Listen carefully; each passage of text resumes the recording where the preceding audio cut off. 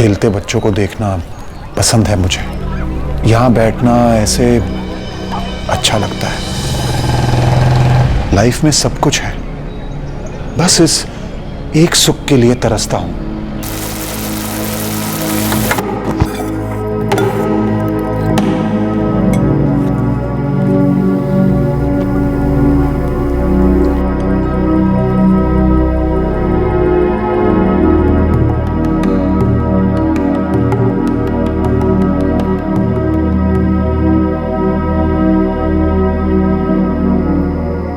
Miss करता हूं उन्हें बहुत।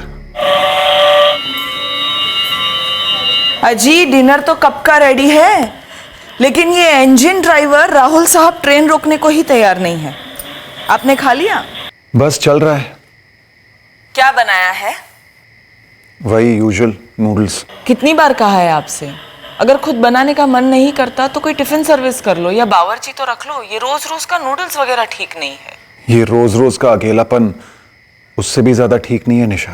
विनय, हम फिर उसी बात पर अटक रहे हैं। आप जानते तो हैं मुझे पटना रास नहीं आता।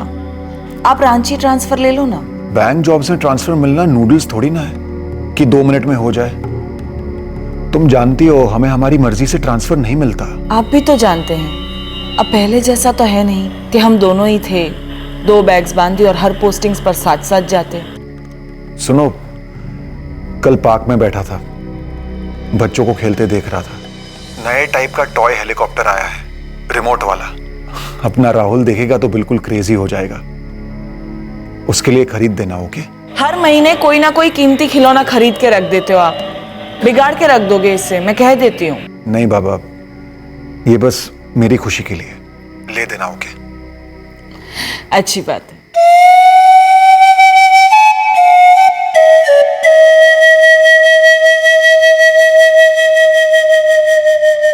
बीवी बच्चा होने की खुशी, उनसे दूर होने का दर्द, दोनों जज्बात मेरे अंदर उधम मचाते हैं। एक डर सा मंडराता है कि हमेशा के लिए दूर हो जाएंगे मुझसे। शायद दूर हो चुके हैं मुझसे।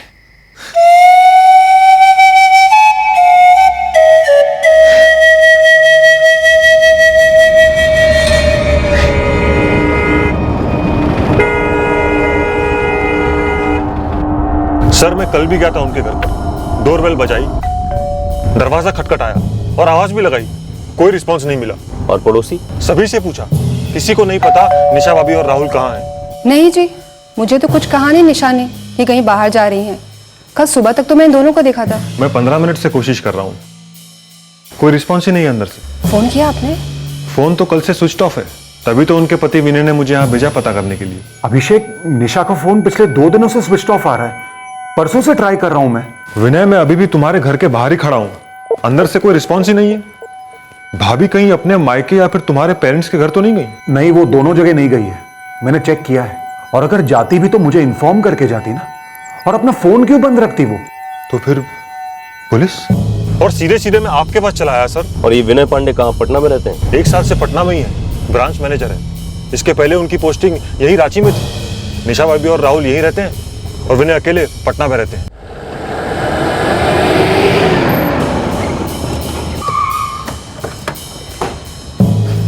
सर ये लक्ष्मण, सिक्योरिटी गार्ड, इससे भी मैंने पूछा था, इसने नहीं देखा निशा भाभी और राहुल को बाहर जाते हुए। निशा पांडे जी के घर कोई आया था क्या? नहीं साहब, कोई आया होता तो एंट्री होती।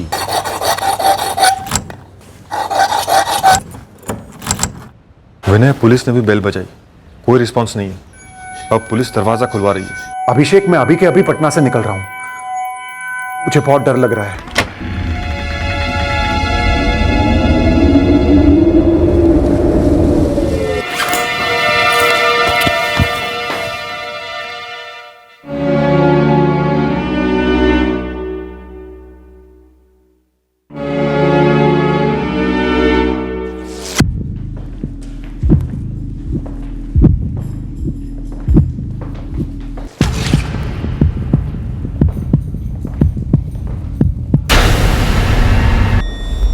उस अभिषेक यादव को अंदर बुलाओ, सिर्फ उसे। हाँ,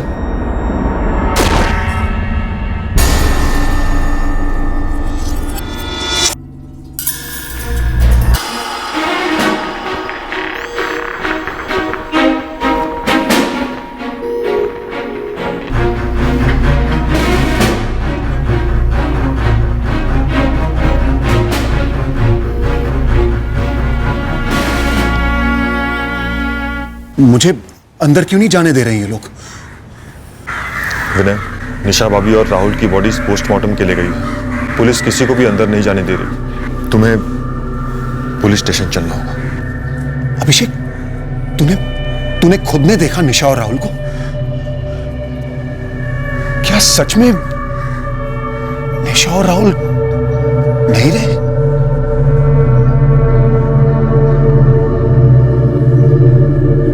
मतलब परसों 3 फरवरी। हाँ, निशा का पति विनय 3 फरवरी की शाम से उसको फोन ट्राई कर रहा था, स्विच ऑफ था। 3 फरवरी की लेट सुबह मारे गए होंगे, 11 से 12 के बीच। विनय जी को बॉडी आइडेंटिफाई करनी होगी, प्रोसीजर है। विनय इस वक्त सदमे में है, किसी भी बात पर रिएक्ट नहीं कर रहा है। पर मर्डर्स को 48 घंटे से ऊपर हो चुके हैं। देखिए, हमें कातिलों तक पहुंचना है और विनय जी से कई सवाल भी करने हैं। लेकिन विनय तो 1 साल से पटना में रह रहा है। जब ये हुआ वो तो पटना में था। घर में किसी भी तरह के फोर्स एंट्री के निशान नहीं है। 2 ग्लासेस मिले हैं क्राइम सीन पर। मतलब जाहिर है कि जो कोई भी था या थे वो जान पहचान के थे।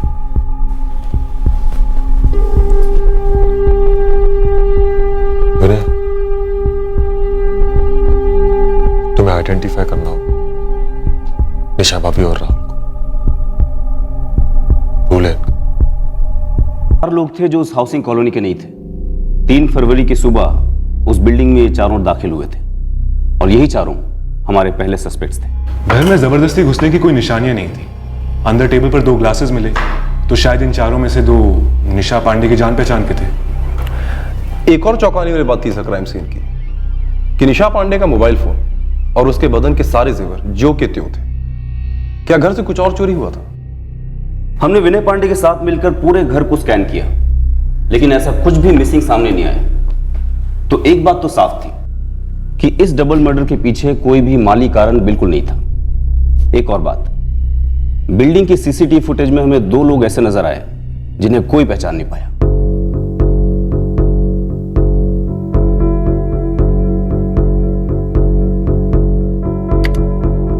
सर, ये जो साइन कर रहा है ये है श्याम गुप्ता।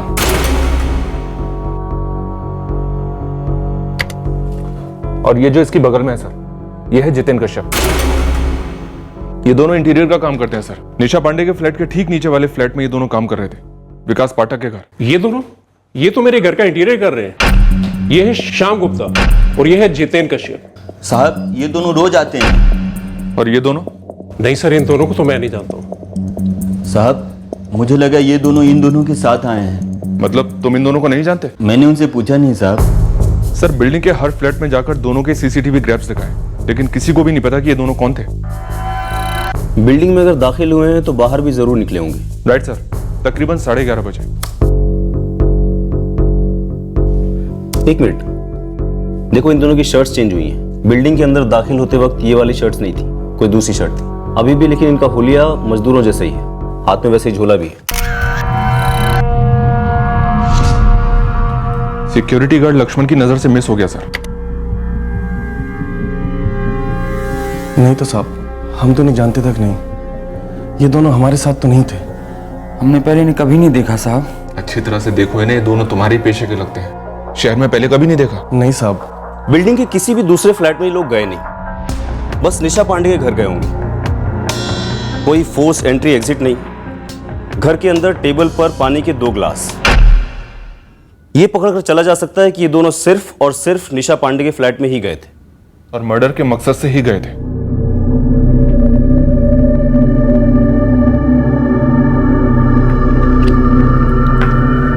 मुझे नहीं मालूम सर। आपकी बिल्डिंग में किसी को नहीं मालूम कि ये दोनों कौन है? उस दिन आपकी वाइफ का मोबाइल स्विच ऑफ होने से पहले उन्होंने ना तो किसी को कॉल किया और ना ही उन्हें किसी का कॉल आया। ऐसा लगता नहीं है कि उन्होंने किसी को बुलाया था। लेकिन आपके घर के अंदर टेबल पर पानी के 2 ग्लासेस मिले हैं, जिससे हम ये अनुमान लगा के चल रहे हैं कि आपकी पत्नी निशा शायद इन दोनों को जानती रही होंगी। इन्होंने आपके घर के अंदर अपनी शर्ट्स भी बदली थी। हो सकता है खून के धब्बे लग गए हों शर्ट पर। ये लोग कौन है सर? और मेरे बीवी और बच्चे को क्यों? शायद किसी ने पुरानी दुश्मनी निकाली हो। दुश्मनी एक औरत और एक मासूम बच्चे से, वो भी ऐसे? अभी 2 तारीख को ही तो बात हुई थी जी, आप कह रहे थे 2 तारीख को बात हुई थी, फिर? सब ठीक ठाक था। राहुल अपने नए टॉय हेलीकॉप्टर से खेल रहा था। मैंने निशा से कहा कि मेरी लीव सैंक्शन हो गई है, 14 से 18। घर आ रहा हूं मैं, घर।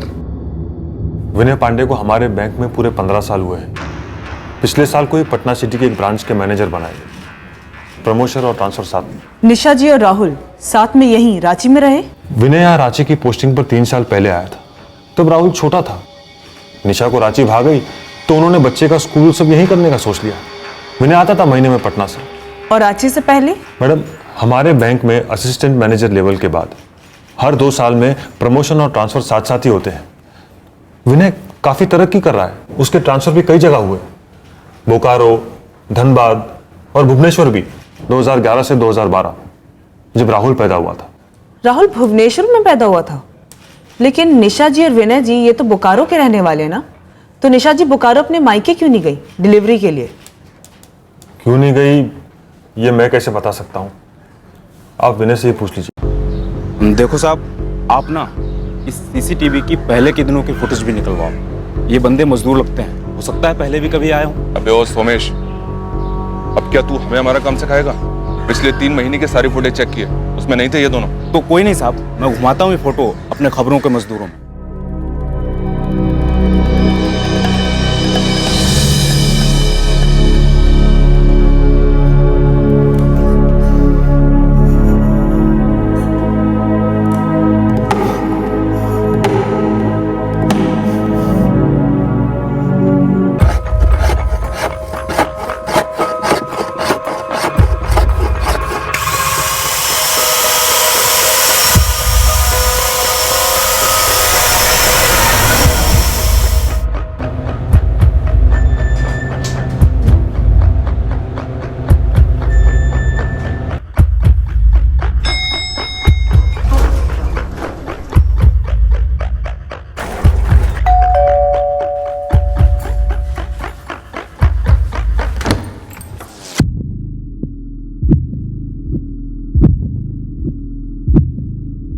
सर, फॉरेंसिक रिपोर्ट के हिसाब से ग्लासेस पर निशा पांडे के फिंगरप्रिंट्स के अलावा फिंगरप्रिंट्स के 2 और सेट मिले। सर, वो निशान इन 2 हथियारों के ही होंगे। लेकिन ये दोनों पांडे परिवार से किस तरह कनेक्टेड हैं, इस बारे में हमारे पास कोई जानकारी नहीं। एक बात तय है कि निशा पांडे इन दोनों को जानती जरूर थी। पत्नी और बच्चा रांची में रहते थे, पति पटना में। दोनों में से किसी का भी अफेयर्स हुए हो सकते हैं। वाइफ निशा के कॉल रिकॉर्ड से ऐसा कुछ मिला तो नहीं है सर। बाकी विनय के बैंकर दोस्त अभिषेक के कॉल रिकॉर्ड्स मंगवाए मैंने। इस विनय पांडे के फोन रिकॉर्ड्स खंगालो, इनसाइड जॉब की पॉसिबिलिटी भी हो सकती है। सर, एक बात खटक रही है। निशा और विनय की शादी 14 साल पहले हुई थी, पर उनका पहला बेटा राहुल 5 साल पहले पैदा हुआ था। हाँ, तो करियर के चक्कर में फैमिली प्लानिंग लेट की होगी। माना आजकल ऐसा काफी होता है, बट सर एक और बात खटक रही है कि निशा ने अपनी डिलीवरी भुवनेश्वर में करवाई अकेले। ना वो बोकारो अपने मायके गई और ना ही ससुराल। सर, ऐसा तो काफी कम ही होता है। शालिनी, तुम्हें इस बच्चे में कोई एंगल नजर आ रहा है? सर, एंगल का तो नहीं पता, पर एक फीलिंग है, धुंधली सी। तो फिर इस धुन को हटाओ, टटोलो, पूरी जानकारी निकालो इस कपल की और इस बच्चे की। अम्मा, एक खुशखबरी है, मतलब सबसे बड़ी खुशखबरी। अम्मा, निशा प्रेग्नेंट है। भगवान के घर देर है अंधेर नहीं। ये तो वाकई सबसे बड़ी खुशी की बात है। तू बस आज के आज निशा को लेके बोकारो आ जा। अरे अम्मा, ऐसे कैसे? मैं कह देती हूँ, तेरी एक ना सुनूंगी मैं। यहाँ मैं और निशा की माँ दोनों मिलकर माँ और बच्चे का ऐसा ध्यान रखेंगे कि सब याद रखेंगे। नहीं नहीं निशा, ना अब हम तुम्हारी कोई बात सुनेंगे और ना ही जमाई बाबू की। तुम आ रही हो मतलब आ रही हो। लेकिन माँ, डॉक्टर ने सफर करने से मना किया है ना। ये तुमने सही नहीं किया निशा। 5 महीने बाद हमें बता रहे हो बेटा। आपको तो पता है ना माँ, कॉम्प्लिकेशंस पहले से ही थी। जब डॉक्टर ने कहा कि आप बता सकते हैं तो सबसे पहले आप ही को बताया है। चलो कोई बात नहीं। देखो बेटा, अब तुम फ्लाइट करो, कुछ भी करो, लेकिन आना तो तुम्हें पड़ेगा ही।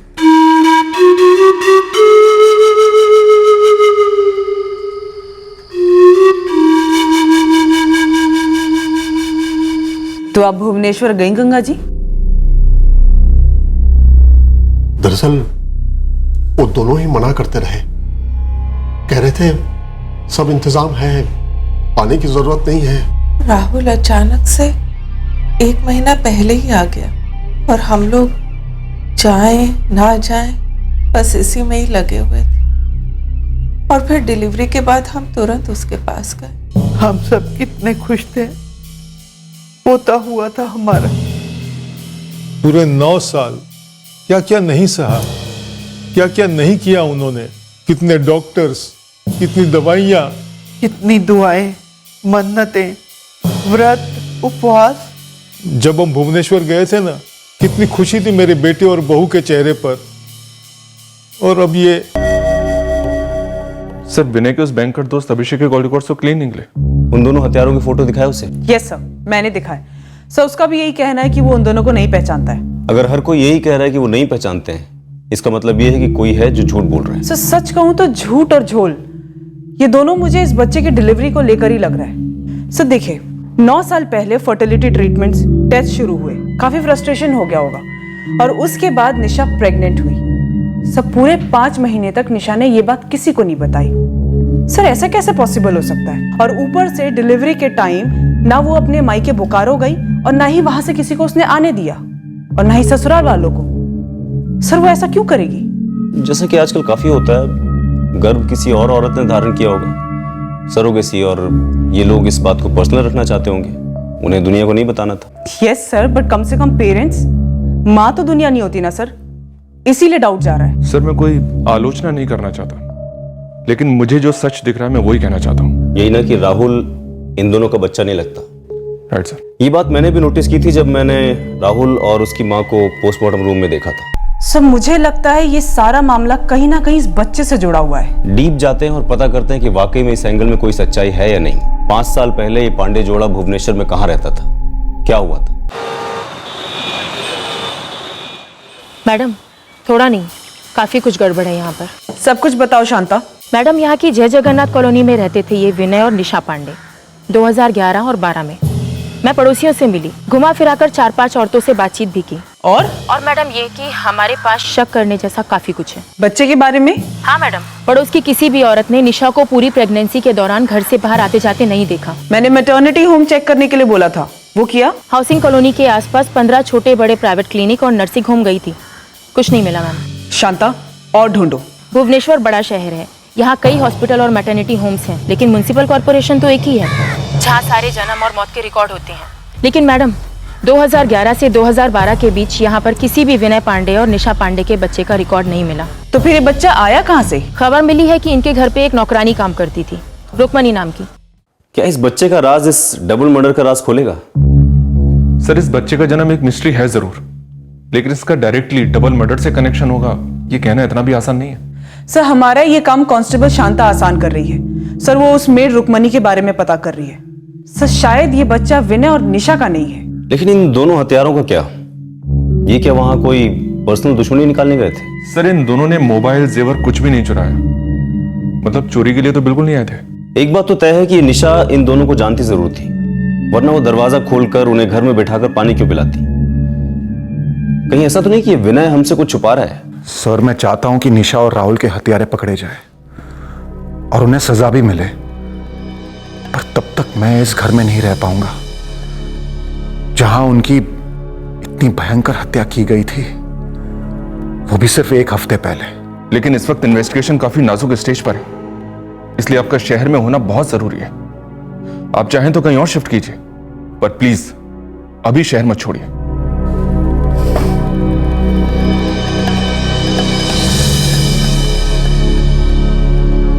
पुलिस कह रही है उन दोनों के लिए दरवाजा खोला गया, उनको पानी दिया गया, उन्होंने पिया और फिर मार डाला हमारी बहू को और राहुल को।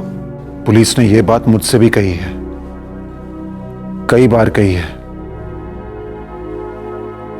अब आप मुझे यह बात क्यों कह रही है मां?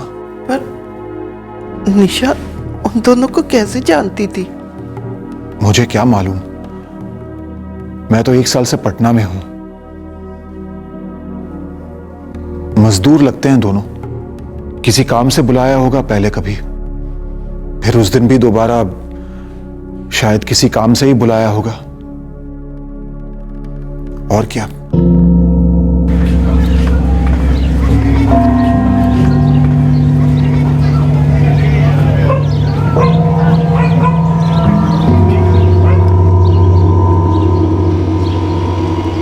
आ गई माँ। रुक्मणी, मैं कांस्टेबल शांता। जी मैडम। 5 साल पहले यहाँ विनय और निशा पांडे रहते थे। तुम काम करती थी ना उनके यहाँ? हाँ जी। 2 साल थे वो यहाँ। तुम पूरे 2 साल थी उनके साथ? जी। निशा पेट से थी और यहीं भुवनेश्वर में उसने अपने बच्चे को जन्म दिया?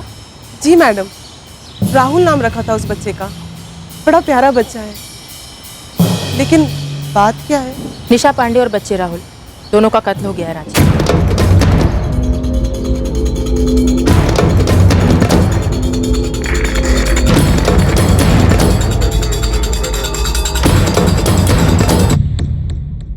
देखो रुक्मणी, जो जो जानती हो सब बता दो।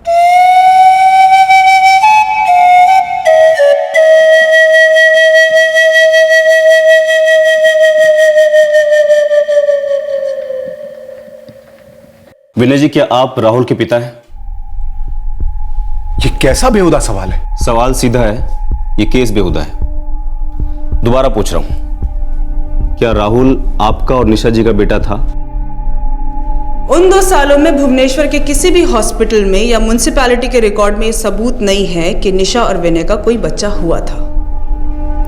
लेकिन एक लोकल डॉक्टर नीलोश्री जैना, अमूल्य चौक की डॉक्टर नीलोश्री जैना से हमें सबूत मिलते हैं कि उस दौरान तुम प्रेग्नेंट थी, रुक्मणी साहू। और तुम जो दावा करती आई हो कि उस प्रेगनेंसी का जो बच्चा था वो मर गया, उसका भी कोई सबूत नहीं है।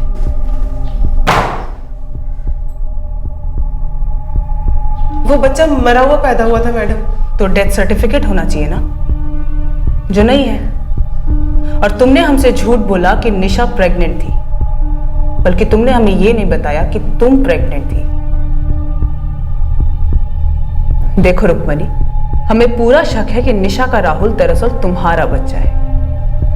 और अब जब निशा और राहुल दोनों का मर्डर हो चुका है और तुमने हमें सच नहीं बताया ना, तो हम ये मानकर चलेंगे कि निशा और राहुल के कत्ल में तुम्हारा भी हाथ हो सकता है। तो सोच लो।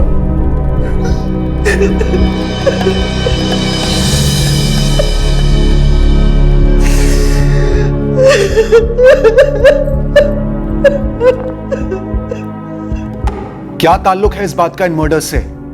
विनय जी, हर चीज का हर चीज के साथ ताल्लुक होता है और इन्वेस्टिगेशन में हर ताल्लुक के बाल की खाल निकाली जाती है, तब जाके सच्चाई सामने आती है। फिलहाल मुझे सिर्फ ये सच जानना है कि मेरी बीवी और बच्चे को किसने मार डाला। और मुझे आपके झूठ के पीछे का सच जानना है। आपने क्यों नहीं बताया कि राहुल आपका और निशा जी का बायोलॉजिकल बच्चा नहीं है? ये क्या बात कर रहे हैं आप? विनय जी, बात को घुमाने या छुपाने से कोई फायदा नहीं है। हम लोगों ने राहुल की बायोलॉजिकल मदर को ट्रेस कर लिया है भुवनेश्वर में, रुक्मणी साहू। आप मुझे ये बताइए कि क्या आपने राहुल को रुक्मणी से 3 लाख रुपए में खरीदा था? मैं अपने बच्चे को बेच कैसे सकती हूँ साहब? नहीं रुक्मिणी, हम तुम्हारा बच्चा खरीद नहीं रहे हैं। हम बस तुम्हारे बाकी 2 बच्चों की परवरिश के लिए एक छोटी सी गिफ्ट दे रहे हैं, मतलब मदद कर रहे हैं तुम्हारी। देखो रुक्मणी, जगन्नाथ ने तुम्हें 2 सुंदर और स्वस्थ बच्चे दिए हैं। तुमने तो देखा है हमने क्या क्या नहीं किया बच्चे के सुख के लिए। लेकिन अब डॉक्टर्स ने भी जवाब दे दिया है, मेरी कोख में बच्चा ठहर ही नहीं सकता। रुक्मिणी, हम इस बच्चे को पूरी तरह से अपना लेंगे, उसे सबसे अच्छी परवरिश देंगे, उसकी हर मांग पूरी करेंगे। ये मेरा वादा है तुमसे। प्लीज एक बार इसके बारे में सोचो। हाथ जोड़ता हूं तुम्हारे आगे, प्लीज। मेरा पति दिहाड़ी मजदूर है मैडम। जिस दिन काम मिला उस दिन 4 पैसे घर आते हैं। मैं घर कामों से उस बच्चे को उतनी अच्छी परवरिश नहीं दे पाती जो वो लोग देने के लिए तैयार थे। और वो 3 लाख भी देने को तैयार थे। ना ना मैडम, मैंने पैसे के लिए नहीं बेचा था अपने बच्चे को। मैंने बस सोचा कि मेरे बाकी के 2 बच्चों को 2 मुट्ठी और चावल मिलेगा। बस जगन्नाथ की कसम, मैंने पैसे के लिए नहीं भेजा था उसको। गोद लेने का प्रोसीजर लंबा होता है, ऊपर से हम किसी को बताना नहीं चाहते थे कि राहुल हमारा खून नहीं है, खुद राहुल को भी नहीं। ये राज सिर्फ निशा और मेरे बीच रहने वाला था। मैं पागलों की तरह तरसता था दोनों के लिए। हर पल यही सोचता था कि काश वो दोनों मेरे साथ पटना में होते। इतने सपने देखे थे मैंने उन दोनों के लिए, लेकिन आज वो दोनों मेरे लिए सपना बन गए। एक भयंकर सपना।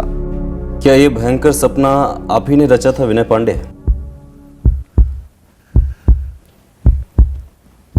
क्या कहा आपने? क्या निशा और राहुल का कत्ल आपने करवाया? आपकी हिम्मत कैसे हुई मुझसे ये बात पूछने की? मैनेजर साहब, हमारी हिम्मत को साइड में रखिए। आप सिर्फ सवालों के जवाब देने की हिम्मत जुटाइए। आप इतना घिनौना इल्जाम मुझ पे कैसे लगा सकते हैं? क्योंकि हरकत ही इतनी घिनौनी हुई है।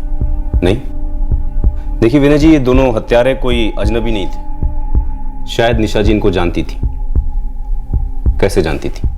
मुझे कैसे पता? मैं तो पटना में था ना। तो पटना से सुपारी दी होगी, भेज दिया होगा उन दोनों को निशा और राहुल का कत्ल करने के लिए। ये कोई रॉकेट साइंस तो नहीं है ना। हमें सिर्फ ये जानना है कि ये रॉकेट फायर क्यों हुआ। कौन सा ऐसा कारण था जिसकी वजह से आपने इतना बड़ा और भयंकर कदम उठाया और अपनी पत्नी के साथ साथ उस मासूम बच्चे को ही मार डाला, जो भले ही आपका खून ना हो, लेकिन एक 5 साल का मासूम बच्चा तो था। Shut up, just shut up, okay? दोबारा कभी ये बात मुझसे मत कहिएगा कि वो मेरा बच्चा नहीं था। अरे आपको हमारी एक प्राइवेट बात क्या पता चल गई कि राहुल को हमने गोद लिया था, तो अब आप ये कहेंगे कि राहुल मेरा बच्चा ही नहीं था? मारा क्यों विनय पांडे? नहीं मारा। अपनी जान से ज्यादा प्यार करता था मैं दोनों को। क्या सिर्फ पैदा करने से बच्चा अपना हो जाता है?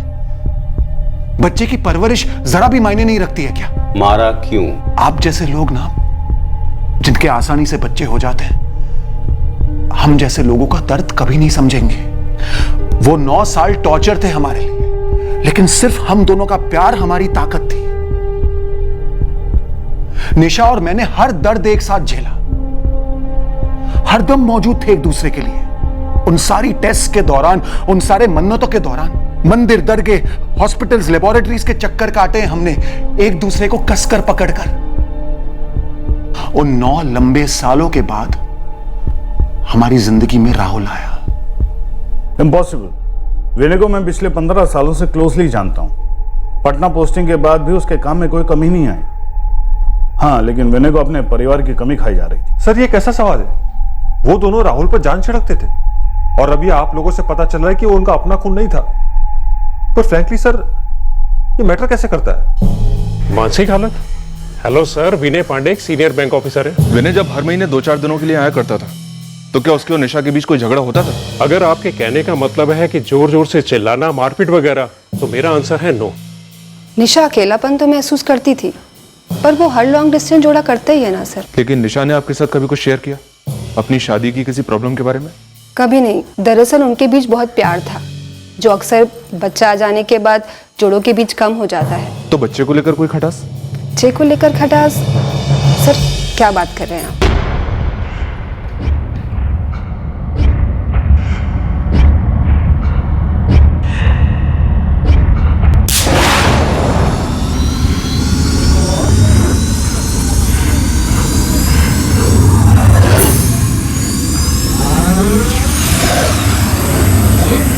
सर, इन दोनों पर अभी तक खबरियों से कोई भी इनपुट नहीं आया है। और सर, ये दोनों हिस्ट्री शीटर भी नहीं है। लेकिन ये दोनों निशा पांडे को जानते थे और डेफिनेटली विनय भी इन दोनों को जानता है, बस हमसे झूठ बोल रहे हैं। लेकिन सर, विनय के बैकग्राउंड चेक में एक भी आदमी ने ना तो विनय के बारे में, ना ही उसकी शादी के बारे में कुछ भी नेगेटिव बोला है। दरअसल इन दोनों की जिंदगी काफी सेटल थी। बैंक की टॉप सैलरी है सर, बोकारो में एक फ्लैट है, यहाँ रांची में एक कार है, पटना में एक कार है। मतलब अगर इसे ऊपर से देखने जाए तो इस परिवार में काफी खुशहाली दिखती है सर। और सर, मैंने इस विनय और निशा के फोन रिकॉर्ड्स को 10 बार खंगाला। किसी भी तरह के अफेयर शफेयर की कोई बू भी नहीं आई, ना ही पति की और ना ही पत्नी की। तो फिर क्या है? ऐसा कौन सा एंगल है जो हमसे मिस हो रहा है? निशा की बॉडी पर गहने इंटैक्ट, कबर्ड में से कोई सामान चोरी नहीं हुआ, बस माँ और बेटे का गला काटा गया। लेकिन उसके पहले दोनों हत्यारों ने पानी पिया, जो कि बिल्कुल भी पेशेवर नहीं है। अगर होते तो ए मोडस ऑपरेंडी कुछ अलग होती, और बी घर का सारा कीमती सामान चुरा कर ले जाते ताकि हमें लगे कि ये केस रॉबरी का मर्डर का है। और मोस्ट इंपॉर्टेंटली निशा उन दोनों को जानती थी, वरना वो घर का दरवाजा खोलकर उन्हें घर में बिठाकर पानी क्यों पिलाती। राहुल, पापा ने क्या कहा था? ये हेलीकॉप्टर गार्डन में चलाने के लिए है, घर पर नहीं। अगर क्रैश हो गया तो दूसरा नहीं मिलेगा।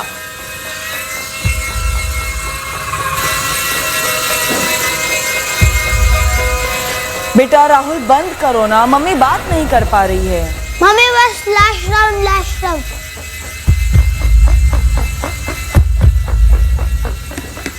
निशा को कोई आइडिया नहीं होगा कि उस पर अटैक होने वाला है, और बच्चा तो खैर शायद ये दोनों खास निशा और बच्चे को मारने आए थे सर, मतलब भेजे गए थे। सर मैंने भुवनेश्वर में राहुल की बायोलॉजिकल मदर रुक्मणी और उसके हस्बैंड इन दोनों का बैकग्राउंड चेक कराया। सर सीधे साधे लोग हैं, 2 वक्त का खाना भी बड़ी मुश्किल से मिलता है। तो सर खुद के पैदा किए बच्चे को मरवाने के लिए किसी पेशेवर हत्यारे को कैसे हायर करेंगे और क्यों? लेकिन पता नहीं क्यों मेरे शक की सुई इस विनय पांडे पर जाके अटक गई है। लेकिन सर उसके खिलाफ तो हमारे पास एक सुई जितना भी सुराग नहीं है। वही तो, बंदा सीनियर बैंक मैनेजर है, तगड़ा दिमाग है।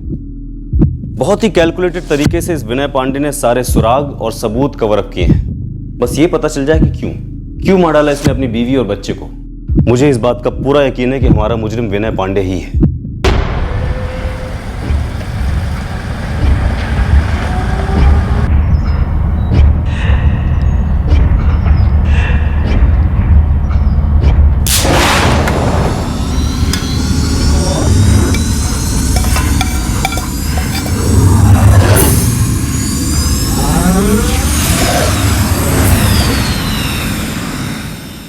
ये अकेलापन मुझे अकेला ही नहीं छोड़ता है निशा।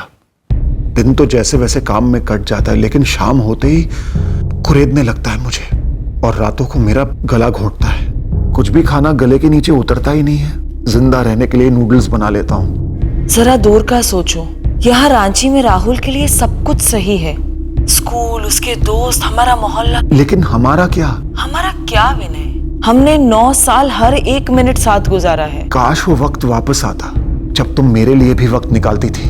अब हम पेरेंट्स हो गए हैं, हमारे रोल्स चेंज हो गए हैं। ये पेरेंट्स होते एक कपल के बीच सब कुछ क्यों खत्म हो जाता है? आपसे किसने कह दिया कि हमारे बीच कुछ नहीं रहा? ये हमारा प्यार ही तो है जो हम राहुल में इन्वेस्ट कर रहे हैं। मुझे लगता है कि हमने गलत इन्वेस्टमेंट की है। क्या? लगता है इस बच्चे ने हम दोनों को दूर कर दिया है। राहुल ना होता तो तुम मेरे पास होती। विनय, राहुल नहीं आता अगर जिंदगी में तो वो दुख और वो दर्द हमारे प्यार पर हावी हो जाता एक दिन। सच तो यह है कि तुम राहुल में इतना खो चुकी हो कि तुम्हें याद नहीं आता हम पहले एक साथ कितना वक्त बिताते थे। ऊपर से मैं इतना कमा रहा हूँ, इन्वेस्ट कर रहा हूँ, पर जिंदगी से 0 रिटर्न आ रहा है। नेगेटिव में जा रहा है सब कुछ। नेगेटिव आपकी सोच होती जा रही है। विनय, आप ये क्यों नहीं सोचते कि आप जो कमा रहे हैं, जो इन्वेस्ट कर रहे हैं, वो सब हमारे लिए ही है ना? खुद के लिए, मेरे लिए, राहुल के लिए है, जो हमारा है ही नहीं। हेलो विनय, आपको ऐसा नहीं कहना चाहिए था। क्यों? ना बोलने से सच बदलेगा क्या? ना बोलने से मेरा अकेलापन, मेरा दर्द कम होगा क्या? विनय, हम जो सोचते हैं वही कहते हैं, जो कहते हैं वही करते हैं, और जो करते हैं वो हम हो जाते हैं। और इस वक्त मुझे आपकी सोच में स्वार्थ नजर आ रहा है। इतने सेल्फिश कब से हो गए आप? विनय प्लीज, आप इस तरह मुझ पर प्रेशर मत डाला कीजिए। और ये अकेलापन मुझ पर जो प्रेशर डाल रहा है उसका क्या? टैकल करिए उसे, अपने आप को बिजी रखना सीखिए। लेकिन मैं पटना नहीं आ रही हूं। क्योंकि मैं पटना में हूं? क्योंकि बहुत जल्द आप पटना में नहीं रहोगे विनय। हर 2 साल में आप अलग अलग शहरों में रहते हो। राहुल की स्टेबिलिटी सबसे इंपॉर्टेंट है इस वक्त। राहुल का सब कुछ इंपॉर्टेंट था, है और रहेगा। मैं तो हुई नहीं ना। राहुल के साथ कंपटीशन कर रहे हैं आप, अपने ही बेटे के साथ। क्या हो गया है आपको? मुझे नहीं पता क्या हो गया है मुझे, पर मुझे पता है तुम्हें क्या हो गया है। तुम एक दोस्त, एक प्रेमी, एक पत्नी थी कभी, अब सिर्फ मां हो, वो भी ऐसे बच्चे की जो।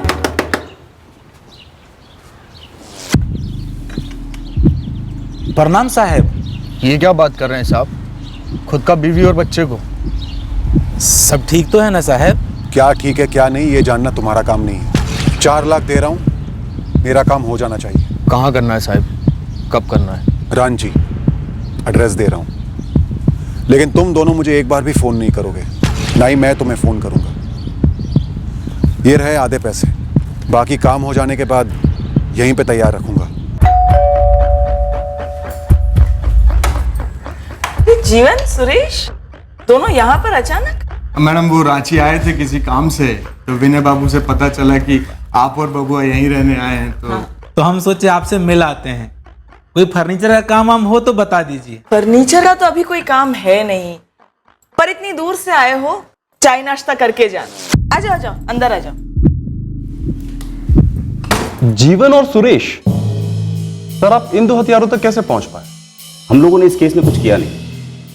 एक्चुअली देखा जाए तो हमारा केस स्टेटस ज्यों का त्यों था। कोई लीड नहीं, कोई एविडेंस नहीं। एविडेंस खुद चलकर हमारे सामने आया इस डबल मर्डर के ठीक 3 हफ्ते बाद।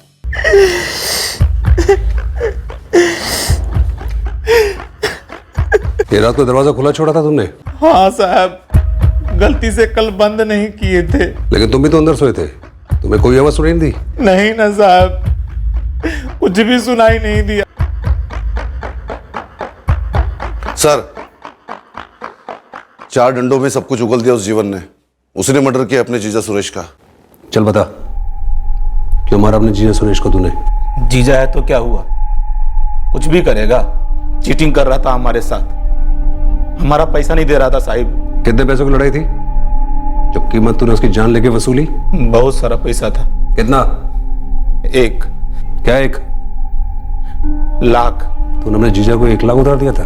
देखो जीवन, दिमाग ना चाटो, हम कह रहे हैं तुम्हारा हिस्सा मिलेगा। साहब ने पूरा पैसा दिया था तुम्हारे हाथ में, तुम हमको दिए हो 1, बाकी का हिस्सा चाहिए अभी का अभी। अभी लगा रखा है। हम बोले हैं ना कि हम 1 रखा हूँ, बाकी का 2 कहीं लगाया है। जब आएगा तो मिल जाएगा तुम्हारा 1। तो जहाँ लगाया हो वहाँ के ब्याज में से दोगे आधा हिस्सा? नहीं दोगे। जीजा, तुम 4 क्लास पढ़े हो तो हम भी 2 क्लास पढ़े हैं, बुर्बक नहीं है हम। बतिया तो बुड़बक की तरह ही रहे हो। जब हम बोल रहे हैं मिल जाएगा पैसा, तो फिर काहे कुत्ते की तरह भौंक रहे हो? 3 हफ्ता हो गया है, अभी सिर्फ भौं कर रहे हैं, नहीं तो काट लेंगे। ये धमकी बमकी है ना किसी और को देना, भरोसा नहीं है हम पर? रत्ती भर भी नहीं है। तो फिर बैठो चुपचाप। हमको मालूम था वो हमारा पैसा नहीं देगा, चालाकी करेगा हमारे साथ। ऐसा गुस्सा आया कि रात में हथौड़ा उठाए और माथा पड़ती है बस। ऐसा कौन सा फर्नीचर बनाया तूने जो किसी साहब ने तेरे को 4 लाख मजदूरी दी? बोल बोल। पीयूष नगर थाना बोकारो से सब इंस्पेक्टर उदय ठाकुर बोल रहा हूँ सर। हाँ उदय बोलो। सर आपका एक डबल मर्डर केस है, निशा पांडे और उसका बेटा राहुल पांडे। हाँ वो डेड एंड पर है, अभी कोई लीड नहीं मिली हमें। तुम्हें कोई लीड मिली? सर आपको लीड नहीं, कातिल दे रहे हैं। कौन है? सर ये बोकारो के 2 मिस्त्री हैं, जीवन प्रसाद और उसका जीजा सुरेश झा। इन्हें 4 लाख की सुपारी दी थी निशा के हस्बैंड विनय पांडे ने। मतलब हमारा शक सही निकला।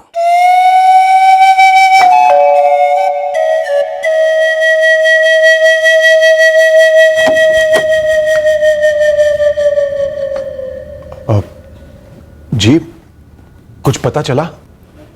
बिल्कुल पता चला विनय जी, लेकिन दोनों में से सिर्फ एक पकड़ा गया है।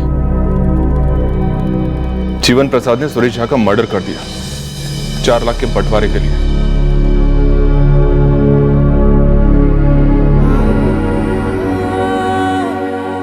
आपकी और निशा दीदी की दलीलें सुन के दिल मेरा पिघल गया था। कलेजे पे पत्थर रख के मैंने अपना बच्चा आपको दिया था। आपने क्या किया? आपकी सोने की थाली से बेहतर तो मेरे हाथ के 2 निवाले होते। बच्चा मेरा जिंदा तो होता।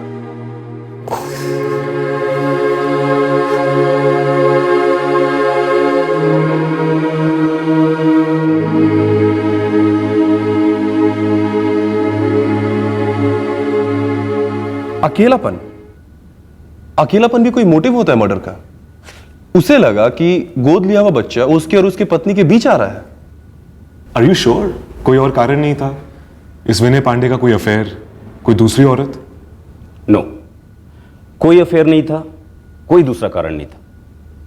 कत्ल प्लान करते वक्त तो यह आदमी डिप्रेशन और अकेलेपन का शिकार था, लेकिन पकड़े जाने के बाद उसे अपने किए पर पछतावा था।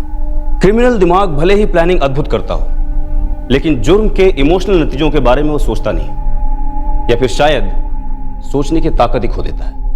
अब इस विनय पांडे को ही ले लीजिए, लगभग परफेक्ट क्राइम कर गया था बंदा, लेकिन जिस अकेलेपन को दूर करने के लिए उसने एक नहीं बल्कि दो मर्डर्स किए, क्या वो दूर हुआ?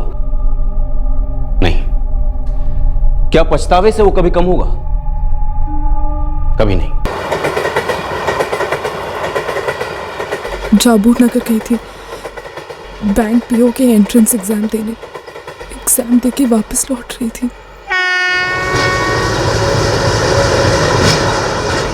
राजपुर पहुंचते पहुंचते रात के तकरीबन 9:45 बज गए थे।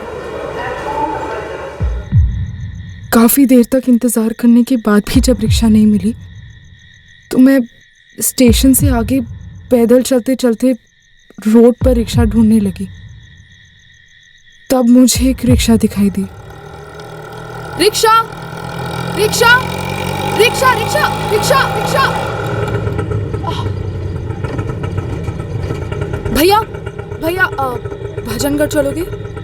मैडम मैं जा तो उधर ही रहा हूँ, पर पहले इन दोनों साहब लोग को छोड़ना है।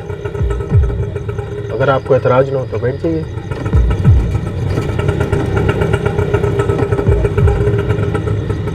बहुत देर हो चुकी थी और मैं जल्द से जल्द घर पहुंचना चाहती थी। मुझे डर था कि अगर ये छोड़ दूं तो घर जाने के लिए दूसरी रिक्शा नहीं मिलेगी। मैं बैठ गई। मैं तिरछी नज़र से देख रही थी कि दोनों लड़कों की नज़र ठीक नहीं है, लेकिन मुझे ये नहीं पता था कि तीनों मिले हुए हैं। अचानक से उन लोगों ने एक सुनसान गली में टर्न ले लिया। मैं चिल्लाई, भैया आप जवाब क्यों नहीं देते? या आप मुझे कहाँ ले जा रहे हो? शॉर्टकट है मैडम। कैसा शॉर्टकट? भजनगढ़ तो उस तरफ है। पहले साहब लोग को ड्रॉप करना है, बोला तो था आपको। आप मुझे पहले छोड़ देते। ऐसे कैसे छोड़ दे?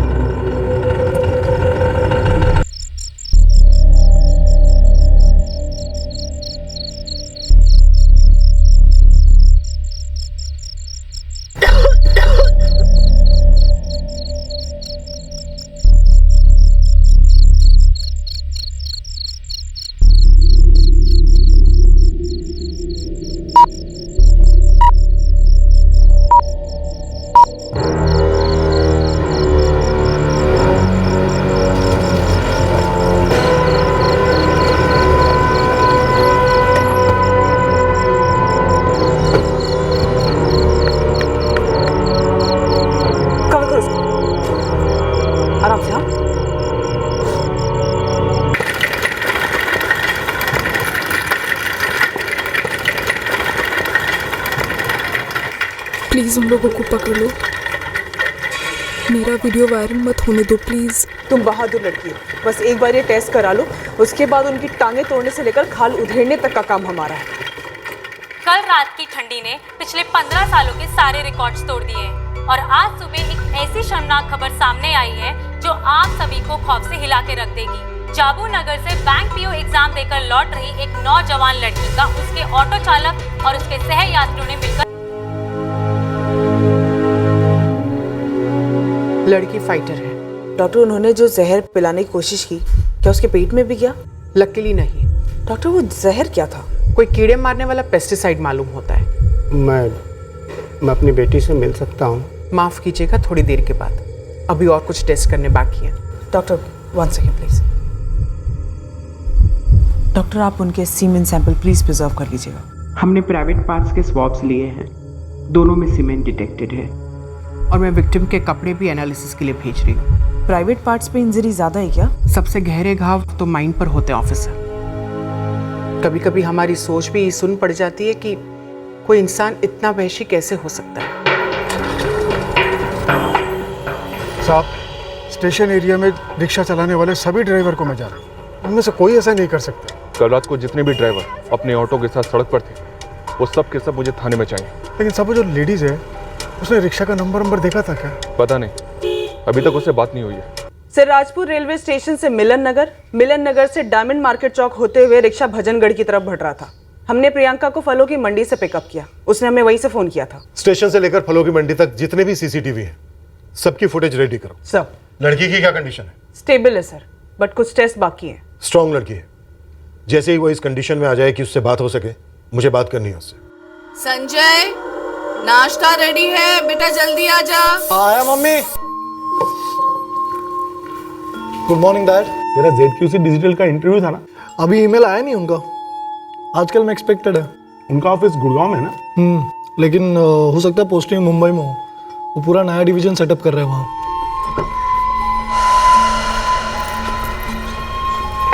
अरे प्रदीप, दुकान पे नहीं चल रहा है क्या? हाँ पहुंचिए, मैं आ रहा हूँ बस। मैं स्टेशन के पास रिक्शा लगाता हूँ साहब, लेकिन सिर्फ दिन में, नाइट नहीं करता। तो नाइट में तेरा ऑटो रिक्शा तूने कैसे दे रखा है? किसी को भी नहीं साहब, 7:30 के बाद रिक्शा घर के बाहर खड़ी करता है। देखिए, अभी इस केस पर कमेंट करना ठीक नहीं होगा। सर हॉस्पिटल के सूत्रों से पता चला है बिल्कुल निर्भया जैसा केस है और लड़की को जहर देकर मारने की कोशिश भी हुई।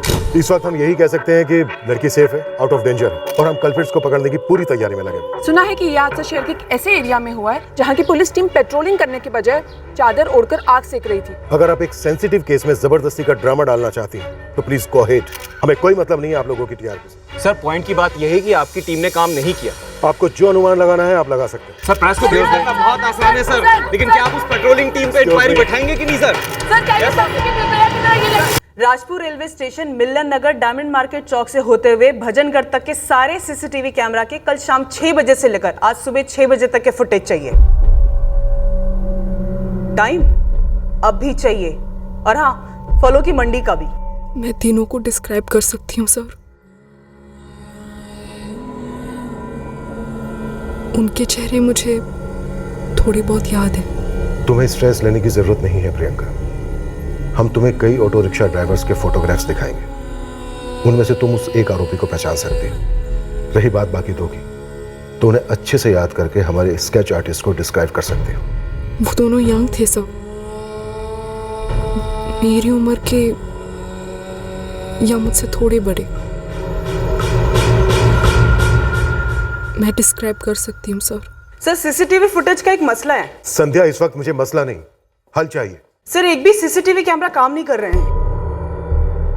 What? Yes sir, railway station के बाहर का कैमरा काम तो कर रहा था, पर उससे भी कुछ ज्यादा हेल्प मिलेगी नहीं।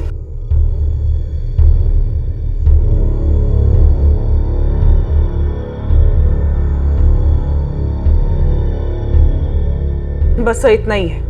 जाबू नगर रेलवे पुलिस भी अपने स्टेशन के सीसीटीवी फुटेज हमें भेज रही है। वैसे सर वहाँ की पुलिस ने हमें कंफर्म किया है कि प्रियंका ने शाम को 5:15 पे वहाँ से ट्रेन ली थी। हम प्रियंका पाल के स्टेटमेंट क्रॉस चेक नहीं कर रहे हैं। इस वक्त मेरी प्रायोरिटी है वो तीनों रेपिस्ट। ये नहीं कि जाबू नगर से वो कितने बजे रवाना हुई, कौन सी सीट पर बैठी थी, उससे पहले पीओ एग्जाम में उसका सीट नंबर क्या था, नथिंग। मुझे वो तीनों मुजरिम चाहिए बस। आई नो सर, मैंने ये फुटेज सिर्फ इसलिए मंगवाए थे ताकि मैं चेक करना चाहती थी कि प्रियंका का कोई पीछा तो नहीं कर रहा था। वो ऑटो वाले पैसेंजर्स, रास्ते में वो ऑटो किसी एक सीसीटीवी में भी कैप्चर हुआ होता तो उसका नंबर तुरंत मिल गया। सर सिर्फ उस रूट के नहीं, शहर के सारे सीसीटीवी सभी जोन के बंद पड़े हैं। कोई मैकेनिकल प्रॉब्लम है? सर स्टेशन से ऑपरेट करने वाले सभी 85 ऑटो ड्राइवर्स राउंड अप हुए हैं। आसपास के 74 ऑटोज को राउंड अप किया है, लेकिन सर शहर के सभी ऑटो ड्राइवर्स को अंदर लेने में काफी समय लगेगा। प्रियंका पाल आज डिस्चार्ज होने वाली है। अगर वो मैनेज कर सकती है तो उसे सीधे यहाँ लेकर आओ, हम उसके घर नहीं जाएंगे। अगर हम उसके घर गए तो मीडिया गिद्ध की तरह उस पर टूट पड़ेगा। मैं प्रियंका को यहाँ लाने की कोशिश करती हूँ। अपने बेस्ट स्केच आर्टिस्ट को बुलाओ। हमें फास्ट नहीं बल्कि बहुत फास्ट आगे बढ़ना है। मैं पुलिस की कार्रवाई से, मैं पुलिस वालों की कार्रवाई से आप सेटिस्फाइड नहीं है? मैं पुलिस की कार्रवाई से, मैं पुलिस की आप कार्रवाई, पुलिस से हमें जीरो कोऑपरेशन मिल रही है। हमें ब्रेव हार्ट रेप सर्वाइवर से एक बार मिलने तक नहीं दिया गया, पर हमारे सूत्रों के अनुसार पता चला है कि एक लड़की एक बहुत ही गरीब परिवार से बिलोंग करती है। इसके पिता मानसिक रूप से दुर्बल हैं और एक छोटा भाई है जो अभी भी पढ़ rहा है। हर टैक्स पेयर ये एक्सपेक्ट करता है कि उसकी मेहनत की कमाई से एक तो सड़कें बने और दूसरा ये कि सड़कों पर औरतों की सुरक्षा मेंटेन रहे। आप ये जानकर शॉक रह जाएंगे कि शहर का कोई भी सीसीटीवी काम नहीं कर रहा है। ये सीसीटीवी आपके और हमारे टैक्स के पैसों से खरीदे जाते हैं। इलेक्शन के दौरान सारी पार्टियां लंबे लंबे मैनिफेस्टो जाहिर करती हैं औरतों की सुरक्षा को लेकर, लेकिन क्या हमारे नेतागण दिल से ये चाहते हैं कि शहर की सारी औरतें सुरक्षित रहें, या उन्हें बस अपनी कुर्सियों की सुरक्षा ही प्यारी है? और क्या प्रशासन और पुलिस सिर्फ अपनी नौकरियां सेफ रखना चाहती हैं? Is this a joke Umesh Sharma? ये कोई भद्दा सा वाहियात मजाक है क्या? एक भी सीसीटीवी कैमरा चल नहीं रहा था। सर कॉर्पोरेशन वाले कह रहे हैं कि कंट्रोल रूम में कोई मैकेनिकल प्रॉब्लम थी। तो फिर मॉनिटरिंग टीम क्या कर रही थी? रात भर बैठकर ब्लैंक स्क्रीन्स को घूर रही थी या फिर खर्राटे मार रही थी?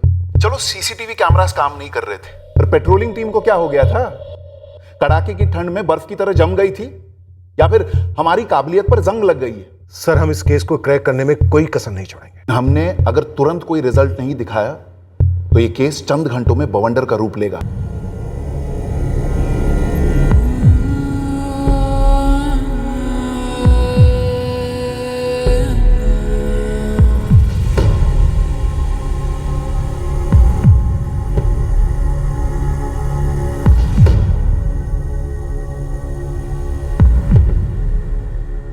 प्रियंका, उस ऑटो रिक्शा का नंबर याद है तुम्हें? कुछ भी देखा हो तुमने, थोड़ा सा भी देखा हो? रिक्शा रिक्शा बस बाकी ऑटो जैसा ही था। तुम्हें ऑटो के अंदर का कुछ याद है? कोई पोस्टर, कोई फोटो, म्यूजिक, लाइटिंग, कुछ भी याद है? कुछ ऐसा याद नहीं आ रहा है क्योंकि मैंने ध्यान ही नहीं दिया। मैं बहुत डरी हुई थी। प्रियंका, ये हमारे स्केच आर्टिस्ट हैं। तुम इनको जैसा हुलिया बताओगी ना, ये हूबहू वैसा ही स्केच बनाते जाएंगे। अगर तुम उन तीनों आदमियों के चेहरे याद कर सकते हो तो याद करो और बताओ हमें प्लीज। देखो प्रियंका, हम समझ सकते हैं कि तुम्हारे लिए वो सब याद करना बहुत ही दर्दनाक है। तुम बहुत बहादुर लड़की हो। अब थोड़ी और हिम्मत दिखाओ और उन तक पहुंचने में हमारी हेल्प करो।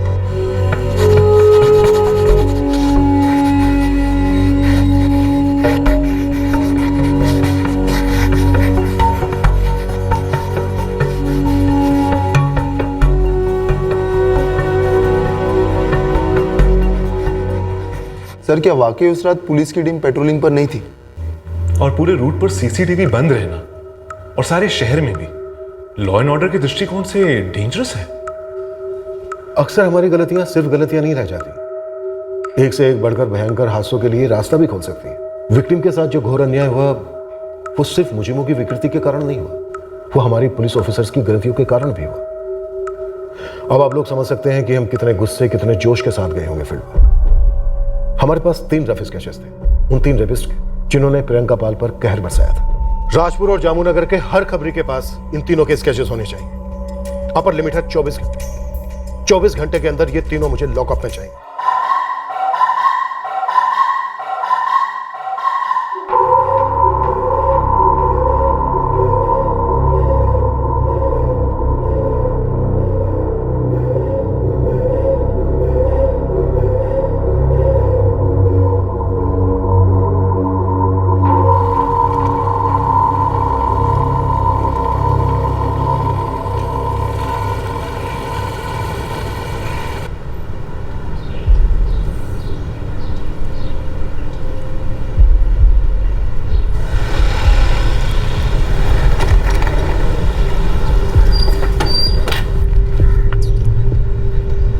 भाई चाय देना एक और।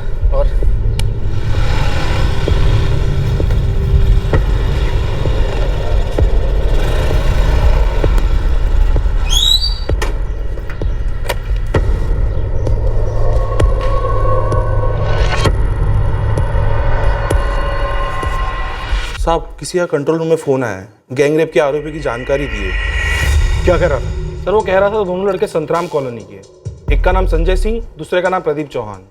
वो एक बात थी जो मैं कल से बताना चाह रहा था, लेकिन डर लग रहा है। अगर आप कुछ भी जानते हैं तो बेझिझक बता दीजिए। सर दरअसल वो अखबार और टीवी पर आया था गैंग रेप केस के बारे में, उसी के बारे में बात करनी है। क्या जानते हो आप गैंग रेप केस के बारे में? सर कल पान की दुकान पे एक बंदा पान वाले को 3 स्केचेस दिखा रहा था, एक रिक्शा वाले का और 2 लड़कों का।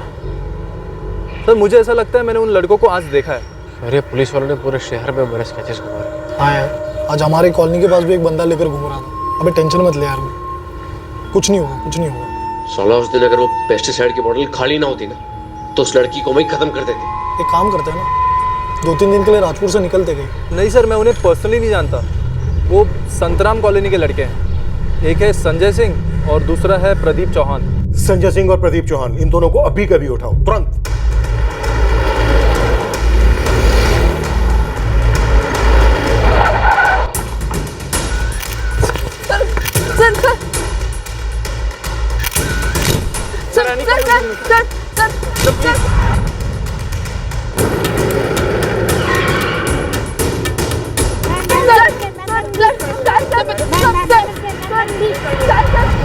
Breaking news, Rajpur gangrape case के 2 आरोपी पुलिस के हिरासत में हैं।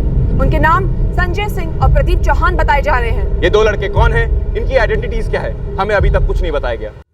सर सुनिए सर। सर क्या हुआ है सर? क्या हो गया सर? सर क्या बात हो गई सर? शेख चौबे,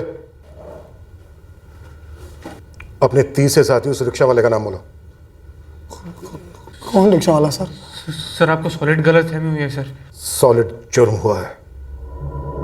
तुम दोनों ने उस रिक्शा वाले के साथ मिलकर ना सिर्फ एक लड़की का फायदा उठाया है, बल्कि सर आप गलत समझ रहे हो सर, ऐसा कुछ नहीं है। बल्कि हमारे डिपार्टमेंट, हमारी कॉरपोरेशन की गलतियों का भी फायदा उठाया है। इस वक्त ये गैंग रेप तुम लोगों से ज्यादा हम लोगों के सर मढ़ा जा रहा है। Gang rape? फोन दो अपने, फोन दो।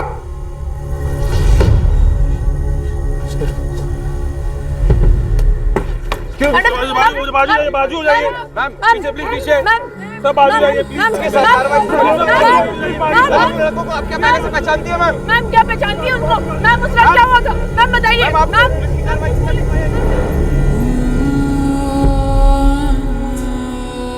डरो नहीं प्रियंका, एक तरफा शीशा है। तुम उन्हें देख पाओगी पर वो तुम्हें बिल्कुल नहीं देख पाएगी।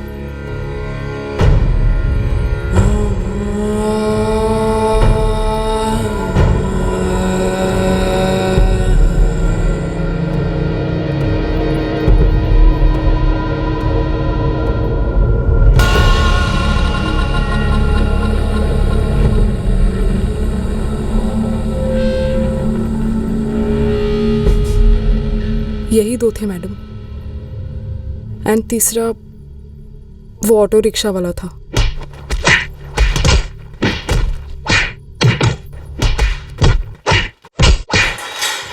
हमारा बेटा संजय ऐसा कभी नहीं कर सकता।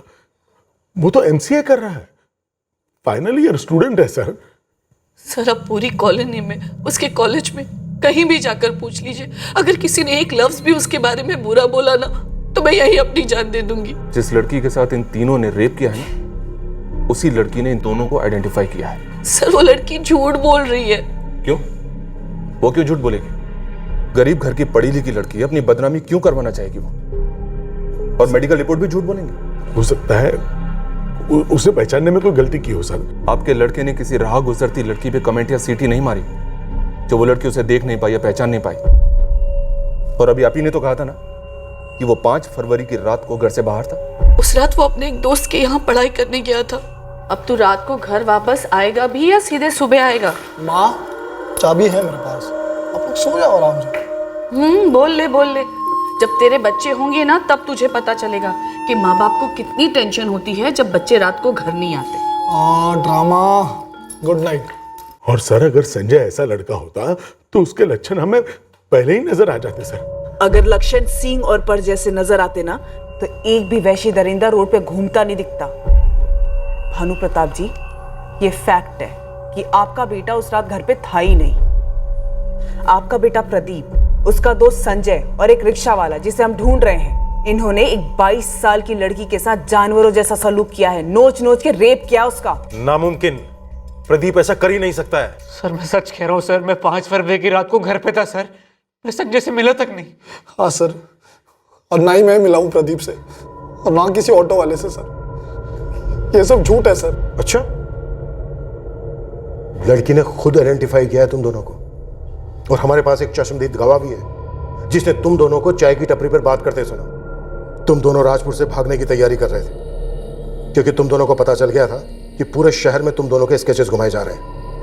अब जितना जल्दी हो सके मेरे 2 सवालों के जवाब दो। पहला सवाल, वो रिक्शा वाला कौन है? सर मैं नहीं जानता हूँ सर किसी रिक्शे वाले को। सर मैं भी नहीं जानता हूँ सर। दूसरा सवाल, ऐसा तुमने और कितनी लड़कियों के साथ किया है? सर देखो, तुम दोनों पर रेप का चार्ज तो लग ही चुका है, अटेम्प्ट टू मर्डर का चार्ज भी लगेगा, क्योंकि तुमने sir stop please please. Sir ये सब झूठ है, मैं आपको सबूत के साथ बता सकता हूँ सर। सबूत? हाँ सर।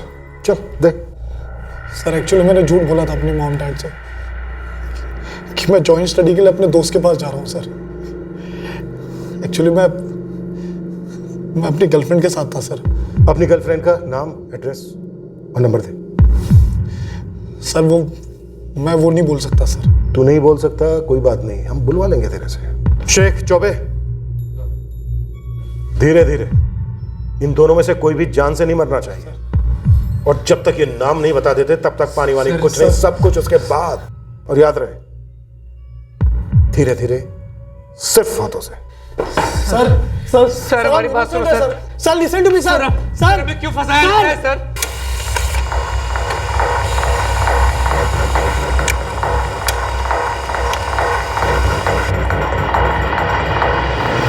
संजय सिंह और प्रदीप चौहान के फोन रिकॉर्ड्स तो आ गए हैं, पर 5 फरवरी की रात की दोनों के फोन के पिन पॉइंट लोकेशन रिपोर्ट भी चाहिए मुझे। मत देखो दीदी, क्यों टॉर्चर कर रही हो अपने आप को? मुझे आपकी बात सुननी ही नहीं चाहिए थी, सीधे स्टेशन पहुंच जाना चाहिए था आपको लेने। ना तुझे पता था, ना मुझे पता था कि ऐसा कुछ होगा, लेकिन मैं लड़ूंगी उन तीनों से, छोड़ूंगी नहीं उन तीनों को। वो लोग मेरी बॉडी हर्ट करके गए, मेरा माइंड नहीं, और अब भी मुझ में बहुत ताकत बाकी है। तुम दोनों के सीमेंस सैंपल चाहिए, 10 मिनट दे रहा हूं। चलो पकड़, चलो। अबे उठेगा कि नहीं? उठ। आप देखिए, और क्या हो सकता है, मैं किसी और वकील से बात करता हूँ। क्या कहा एडवोकेट मिश्रा ने? कह रहे थे कि अभी पुलिस कस्टडी में है तो जमानत नहीं हो सकती, कोर्ट में पेशी होगी, बाद में कुछ कर पाएंगे। लेकिन वहां पुलिस संजय के साथ मारपीट कर रही होगी ना? बोलने से क्या होगा? मुझे कुछ नहीं पता। अब बस मेरे बेटे को घर ले आइए, उन्हें पैसे वैसे जो भी चाहिए ना दे दो, बस संजय को घर ले आओ। सर, इस संजय का सेलफोन लोकेशन 5 फरवरी की रात को 10:05 से लेकर 2:30 बजे तक फलों की मंडी में शो कर रहा है। और ये प्रियंका पाल 9:45 को निकली थी स्टेशन से? Yes sir. जब हमने उसे पिकअप किया तब सुबह 4:30 बज रहे थे, और उसके स्टेटमेंट के अकॉर्डिंग उसके कुछ देर पहले तक वो लोग उसके साथ रेप कर रहे थे। ये संजय कह रहा है सर कि ये तकरीबन रात को 2:30 बजे के आसपास अपने घर वापस लौटा। अपनी किसी गर्लफ्रेंड का एलिबाई दे रहा था, लेकिन प्रदीप, उसका फोन लोकेशन उसका घर दिखा रहा है पूरी रात। सर, प्रदीप और संजय, इन दोनों के कॉल रिकॉर्ड्स मैंने 2 बार स्कैन किए, बट इनमें से कोई भी कॉलर ऑटो नहीं चलाता है। शातिर है, फोन पर बात ही नहीं होती होगी। मैंने इन दोनों के फोन चेक किए, लेकिन इन दोनों के फोन में ऐसा कोई वीडियो नहीं मिला जैसा वीडियो प्रियंका पाल ने हमें बताया। हो सकता है वो वीडियो इन दोनों ने डिलीट कर दिया हो। इन दोनों के फोन मैंने फॉरेंसिक टीम के पास भेज दिए हैं, शायद वो उस वीडियो को रिट्रीव कर सके। संध्या, प्रवीण, इन दोनों को तोड़कर तीसरे रेपिस्ट का पता लगाना बहुत जरूरी है हमारे। सर, जो तीसरा आदमी था, रिक्शा ड्राइवर, उसकी जरूर कोई ना कोई क्रिमिनल हिस्ट्री रही होगी। हिस्ट्री शीटर से वो स्कैन किया था। हमने इलाके के हर रेप और मोलेस्टेशन के हिस्ट्री शीटर की तस्वीरें दिखाई थी लड़के को। लेकिन संजय का 1:30 बजे तक क्राइम सीन के पास रहना और फिर 2:30 बजे घर लौटना, ये मैच नहीं हो रहा। एविडेंस को ब्लॉक करने की कोई चाल हो सकती है। ये गर्लफ्रेंड वाला एलिबाई भी कोई चाल ही होगी, झूठा बहाना। उसकी बात पर भरोसा करने का कोई सवाल ही नहीं था, तो हमने गर्लफ्रेंड वाले एलिबाई, इस बहाने को टटोला, जिसे अब तक हम झूठ मानकर चल रहे थे। पर सच था।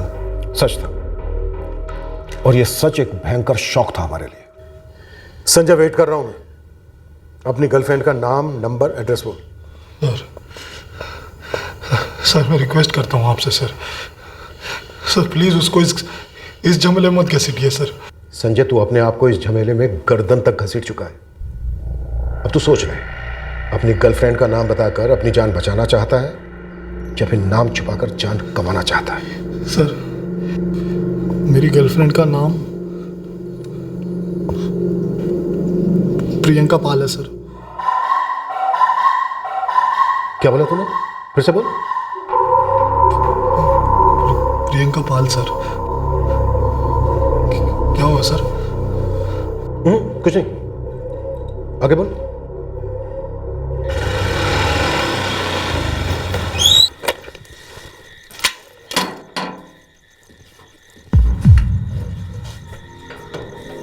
हाय। हाय। ये किसका घर है?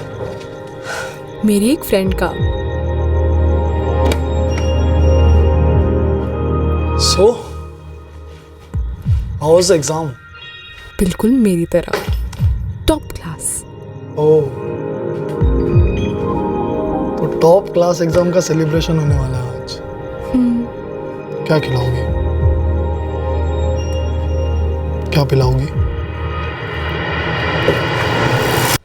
संजय, तू अभी भी गेम खेल रहा है हमारे साथ? सर, मैं आपको सब सच सच बता चुका हूँ सर। मैं उस रात अपनी गर्लफ्रेंड प्रियंका पाल के साथ था सर। तुम दोनों ने जो 2 कौड़ी का प्लान बनाया ना, बहुत ही सस्ता प्लान है। और तुम लोग ये मान के चल रहे हो कि हम लोग तुम्हारी तरह ढक्कन है। हमारा कोई प्लान वैन नहीं है मैडम। हमारी लाइफ के तो ऐसी लग चुकी है। हमारा जॉब वॉब करियर वरियर सब कुछ खत्म हो चुका है सर। फिर काय का गेम प्लान? गेम ये है बेटा कि जिस प्रियंका पाल नाम की लड़की के साथ तुम तीनों ने पूरी रात रेप किया, अब तू उसे अपनी गर्लफ्रेंड बता रहा है? प्रियंका पाल के साथ? हाँ, प्रियंका के साथ। ये किसने बताया आपको? कल का पैदा हुआ समझ रहा है हमें? हाँ, जो विक्टिम का नाम अपनी गर्लफ्रेंड का नाम बता रहा है। सर, विक्टिम कौन है मैं जानता तक नहीं हूँ सर। सर, मैं भी जानता हूँ सर उस प्रियंका पाल को। सर, प्रियंका पाल विक्टिम है? एक बात तो सही है सर, हम लोगों ने विक्टिम का नाम कभी ओपनली नहीं लिया है। और सर, हॉस्पिटल में भी उसका नाम झूठ बताया। फर्स्ट टाइम अलका बताया। ये कैसे हो सकता है कि संजय अपनी गर्लफ्रेंड का नाम प्रियंका पाल बता रहा है? कोई तो गेम खेला जा रहा है। साले, तूने पटा लिया था उसको?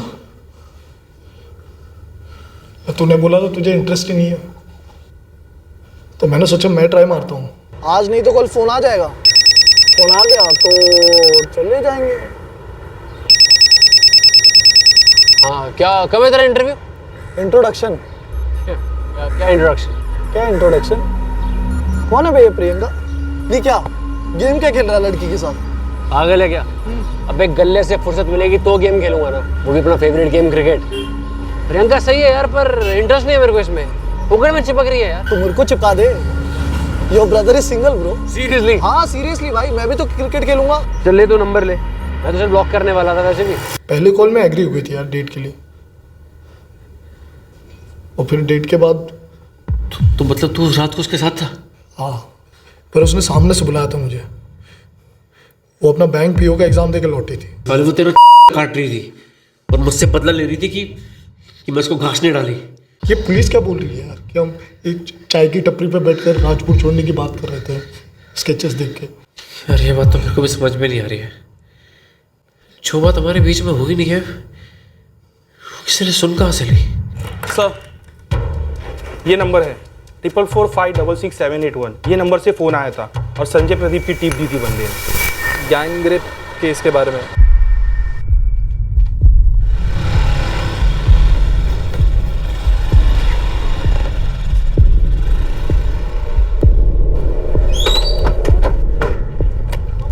विशाल कुमार जोशी। जी सर। अगर तुम्हारी टिप हमें नहीं मिलती ना, तो ब्रेवार्ड गैंगरेप केस के वो 2 आरोपी पकड़े ही नहीं जाते। सर, मैंने पहले ही कहा था मुझे सब में इन्वॉल्व नहीं होना। बस थोड़ी सी बात करनी है तुमसे, चलो हमारे साथ।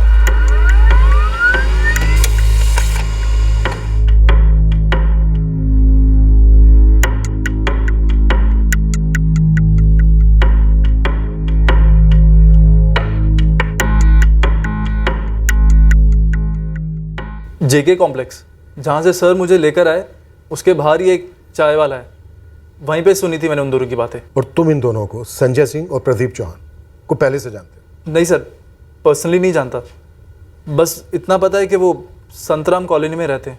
तुम तो शहर के दूसरे छोर पर रहते हो, हाशिमपुरा, अपने किराए के मकान में। फिर तुम इन दोनों को कैसे जानते हो? सर, वो हमारे कुछ कॉमन फ्रेंड्स हैं। उन कॉमन फ्रेंड्स के नाम, नंबर और एड्रेस। सर, सिर्फ कॉमन फ्रेंडशिप तो इनके बीच ही कुछ लगती है। डिटेल में बताओ। सर 3 महीने पहले इस विशाल कुमार जोशी के नंबर से प्रदीप चौहान के नंबर पे कॉल्स हुए हैं। फिर से विशाल कुमार जोशी एक दूसरे नंबर 445678 पे लगातार टच में था। और सर यही नंबर 445678 ये नंबर 5 फरवरी के रात को 9:30 बजे संजय सिंह के टच में था। और सर रात 2:30 बजे तक फलों की मंडी में इसका लोकेशन था, और वही लोकेशन जो संजय सिंह के फोन का था। ये फ्रेंड्स नेटवर्क किसी सोशल नेटवर्क से कम नहीं लगता। दोस्तों के दोस्त तो फिर दुश्मन कौन है भाई? सर वैसे प्रियंका पाल के स्टेटमेंट को हमने कभी डाउट तो किया नहीं है, पर फिर भी सर एक बार क्रॉस चेक करने के लिए उसका फोन रिकॉर्ड स्कैन किया, लोकेशन रिपोर्ट स्टडी की, और सर फिर पता चला कि प्रियंका पाल राजपुर रेलवे स्टेशन से डायरेक्ट फलों की मंडी पहुंची। उसने कभी मिलन नगर या फिर डायमंड मार्केट चौक क्रॉस ही नहीं किया। संजय मेरी जान, आज तुम्हारा लकी दिन है, या लकी रात समझो। किसी घर का इंतजाम हुआ? जब मूड हो और मौका हो तो इंतजाम अपने आप ही हो जाता है, समझे? चल एड्रेस भेज। तुम्हें वो फलों की मंडी पता है? और सर जिस नंबर से ये कॉल आया था संजय को, वो नंबर यही है 445678 और इनफैक्ट सर इस नंबर से हमारे आदर्श नागरिक विशाल कुमार जोशी टच में थे।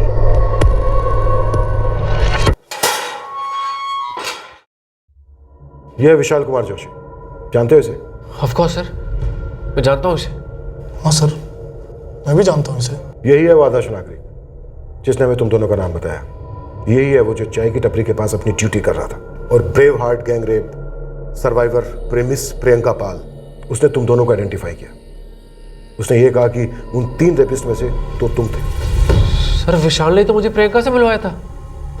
क्या बात कर रहा है? मुझ में इंटरेस्टेड? और नहीं तो क्या झूठ बोल रहा हूँ मैं? अरे उस दिन देखा नहीं क्या रेस्टोरेंट में जब तुम दोनों को इंट्रोड्यूस करवाया था मैंने? कैसी बड़ी बड़ी आंखें हो गई थी उसकी। तुझे भाई गलत फहमी हो रही है, मुझे लड़कियों में रद्दी पर इंटरेस्ट नहीं है, ठीक है?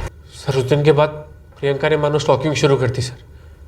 फ़ोन पे फ़ोन, मैसेज पे मैसेज, मिलो मिलो मिलो। मैंने बोला सर उससे मुझे नहीं मिलना है तुझसे, तो सर उसने मुझे सामने से बोला कि मुझे परमानेंट कमिटमेंट नहीं चाहिए, मुझे सिर्फ वन नाइट स्टैंड चाहिए। तो सर मैंने तो कान पकड़ लिए, मैंने बोला इस काम में नहीं पड़ना है मुझे। सर तब संजय इंटरेस्टेड हो गया सर।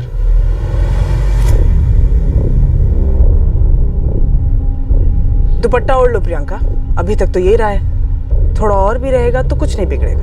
आपने वो तीसरे आदमी रिक्शा वाले को पकड़ लिया? प्रियंका वो रिक्शा चलाता है या नहीं चलाता ये तो नहीं पता, पर इस खेल में तीसरा तो है। चले।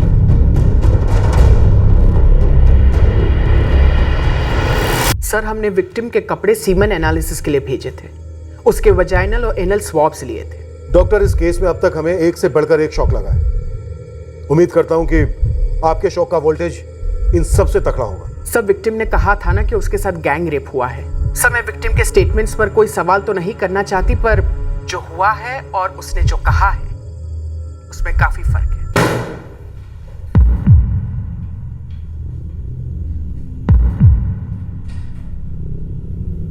बैठो प्रियंका, अब आराम से दिमाग लगाओ और सोचो, और ऐसी कहानी बनो जो बिल्कुल दर्द भरी हो, ठीक वैसी ही जैसी तुमने 5 फरवरी की रात को बनाई थी।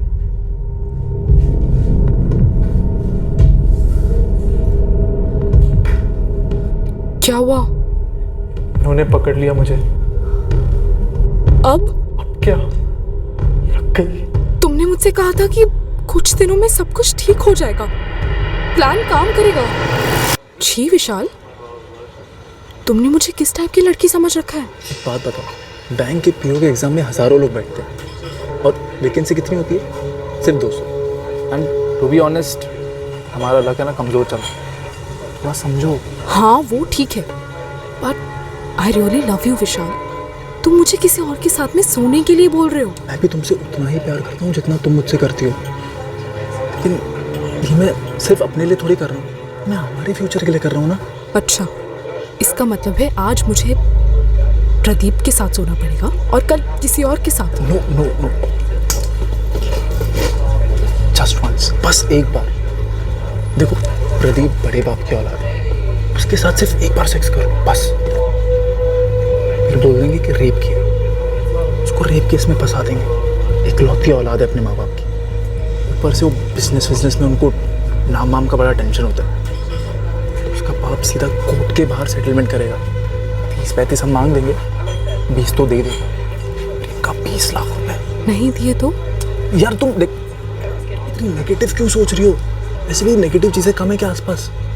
यहाँ पे तुम्हारे पापा का दिमागी हालत ठीक नहीं है, वहाँ तुम्हारा भाई कब ग्रेजुएट होगा, कब जॉब लगेगी, और तब तक देखो मैं बहुत पॉजिटिव हूँ, बैंक के पीओ एग्जाम में मेरा नंबर लगना ही लगना है। आंखें खोलकर सोचो, लाखों लोग एग्जाम देते हैं, यहाँ रोटी एक है और खाने वाले 1000, लेकिन यहाँ सिर्फ एक प्रदीप है और एक तुम।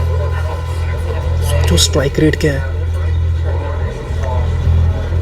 प्रदीप नहीं फंसा तो संजय सिंह को टारगेट बनाया तुमने?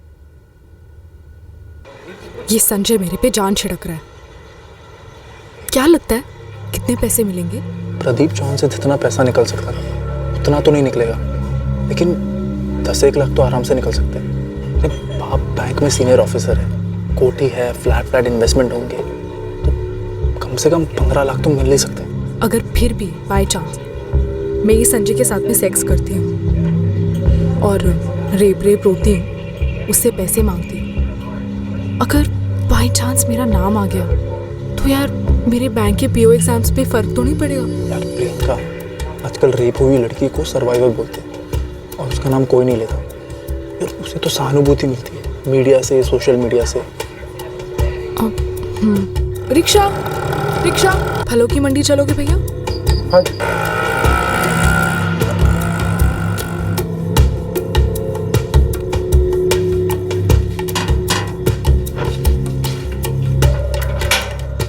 संजय से बात हो गई है, वो ऑन द वे है। तुम अंदर बैठो और जैसे ही सब खत्म हो जाता है मुझे कॉल कर देना, ठीक है? उसका वेट करना तुम। ठीक है।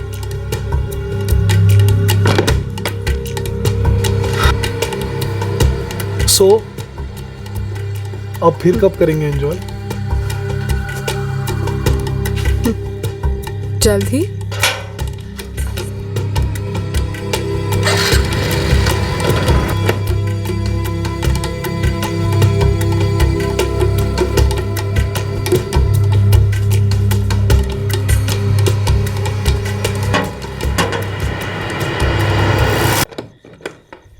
चलो कपड़े उतारो। क्या? अरे घाव के निशान बनाने हैं ना, लगना चाहिए रेप हुआ है। ये क्या है? गैंग रेप के साथ अटेम्प्ट टू मर्डर का तड़का भी तो लगाना है। पर है क्या? अरे खटबल मारने की दवा है। क्या? अपना मुंह बंद करो, होंठ पे मलूंगा। टेस्ट मत करना, टेस्ट मत करना। छी! गैंग रेप की कहानी ये है जो तुम पुलिस को बताओगी, और कुछ ऐसा है कि 3 लोगों ने तुम्हारा गैंग रेप किया, जिसमें से 2 तो थे संजय और प्रदीप, और तीसरा होगा एक मनगढ़ंत रिक्शा ड्राइवर, जो कि एक ऐसा कैरेक्टर है जो एग्जिस्ट ही नहीं करता। फिर संजय ने तुम्हें ये पेस्टिसाइड पिलाकर जान से मार डालने की कोशिश की, लेकिन तुम लड़ी, जी जान से लड़ी, और ये जहर तुमने अपने मुंह में नहीं जाने दी। फिर क्या, बॉटल खाली हो गई, वो लोग घबरा गए। अब क्या करेंगे? तो उन्होंने तुम्हारा वीडियो निकाल लिया और तुम्हें धमकाया कि हम इसे वायरल कर देंगे। गरीबी, मजबूरी, इसलिए तुमने इतनी घिनौनी हरकत की? हमारे सर पे किसी का हाथ नहीं है, हम सच कह रहे हैं सर। तो वो लोग जो गरीब हैं, मजबूर हैं, फिर भी मेहनत करके ईमानदारी के साथ अपनी जिंदगी सुधार रहे हैं, उन सब लोगों के मुंह पर तुमने थूका है प्रियंका। सर मुझसे बहुत बड़ी गलती हो गई है, मैं भी ईमानदारी से आगे बढ़ना चाहती थी। इनफैक्ट मैंने बैंक के पीओ एग्जाम्स भी दिए हुए हैं और मेरा मेरिट लिस्ट में आना ही आना है सर। प्लीज बस एक मौका दे दीजिए, ऐसा दोबारा कभी नहीं होगा सर। हम ये केस पीछे ले लेते हैं। तुम केस पीछे लोगे? मैडम, तुम्हारी उम्र के 2 जवान लड़के जिनकी जिंदगी तुम्हारी वजह से बर्बाद हो रही है, अब शायद वो दोनों केस करेंगे तुम पर। नहीं सर, प्लीज मुझे माफ कर दीजिए, बस एक मौका दे दीजिए प्लीज। माफ करना, मौका देना हमारा नहीं, अदालत का काम। सर प्लीज सर, नहीं सर प्लीज।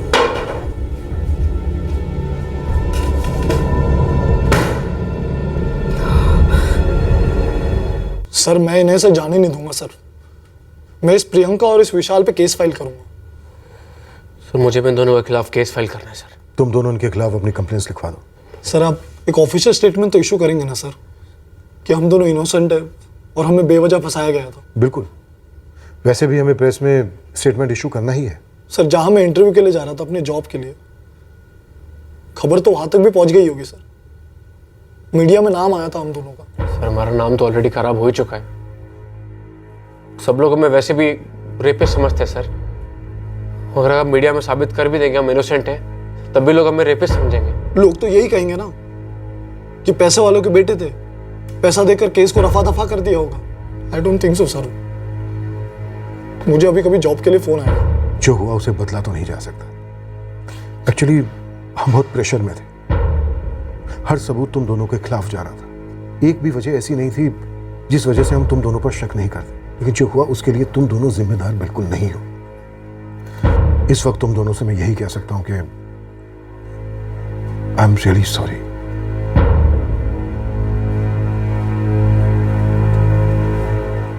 ये दोनों प्रियंका और विशाल, इन्होंने ऐसे प्लान किया था कि एक बार केस पुराना हो जाएगा, फिर प्रदीप और संजय से पैसे लेकर केस वापस ले लेंगे।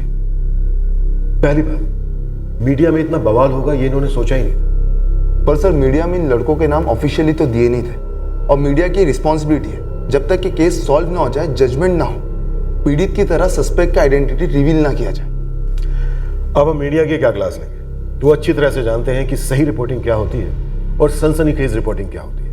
उन्हें अपने स्टैंडर्ड्स मेंटेन करने हैं और हमें हमारे काम को बेटर करते रहना है। काम में संवेदनशीलता हो, सेंसेबल तरीके हो और गलतियों का सही एहसास हो। जैसे कि सीसीटीवी, ये एक जेन्युइन गलती हुई थी हमारी तरफ से।